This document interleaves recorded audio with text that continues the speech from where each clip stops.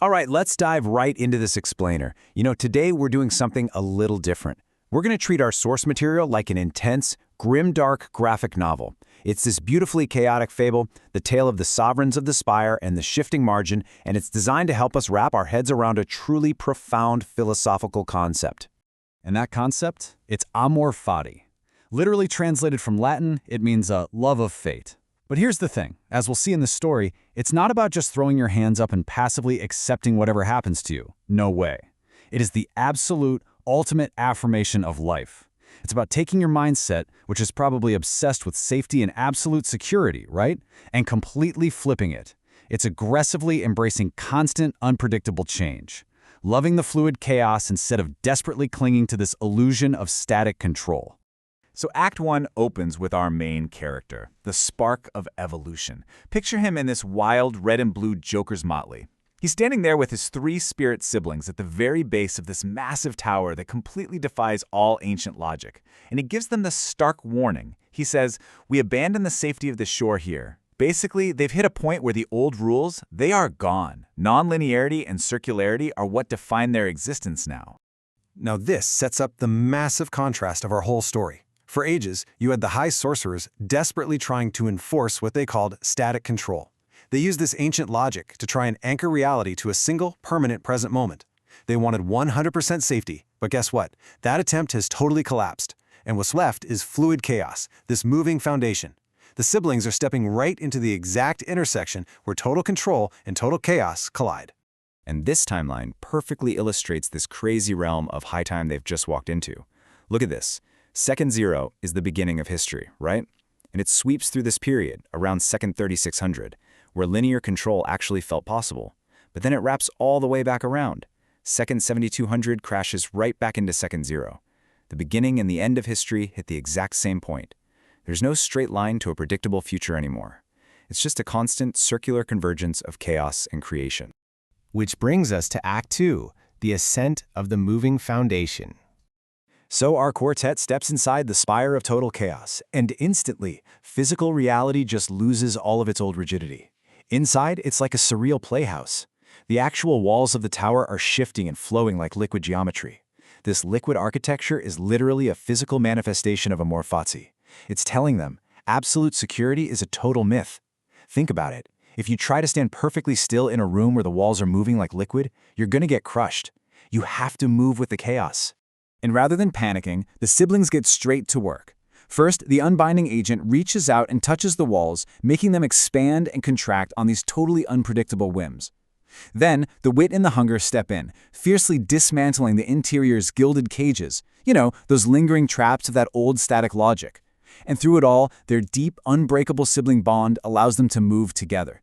They aren't prisoners of this weird physics, they're artist-philosophers shaping the wind itself, navigating the apertures. They are truly sovereigns of the flow.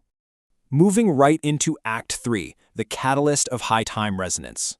Now, while the siblings are inside unbinding the spire, something huge is going down out in the marketplace. Enter the architect of Inkblot. He manifests as the great star of high time, just looming over the rigid world, and he drops this grim, incredibly theatrical monologue as he unleashes what he calls the ultimate stain. He says, "I drop this chaotic blot onto the square for you. Spark of evolution. Let my celestial spill link with your mischievous unbinding and shatter their scheduled suns." The second that blot hits the square, boom, it triggers a high-time resonance. It's this massive chaotic ripple effect. It directly links the siblings' internal mischief inside the spire with the architect's celestial spill on the outside. It creates a feedback loop of pure change, forcing reality across the entire realm to actively rewrite itself right then and there. The marketplace, which is the ultimate symbol of mundane, predictable daily life, is instantly transformed into this wet parchment sheet. Those rigid, scheduled suns that people relied on just completely fracture. Imagine how visceral that looks. History itself turning into wet, bleeding ink, bathed in this smoky, iridescent starlight. Even the most grounded, routine lives are suddenly touched by this dancing star born out of total chaos. Which leads us to our final act. Act 4, the sovereigns of the shifting margin. To really feel the weight of this climax, I'm going to take you directly inside the mind of the spark of evolution. Let's experience this final transformation through his eyes. I am looking out from the absolute peak of the Spire as it violently merges with the marketplace below. I can see the old world just washing away. All those rigid maps down there, the useless borders, the fixed kingdoms, the desperately planned routes of the high sorcerers, they're completely obsolete now.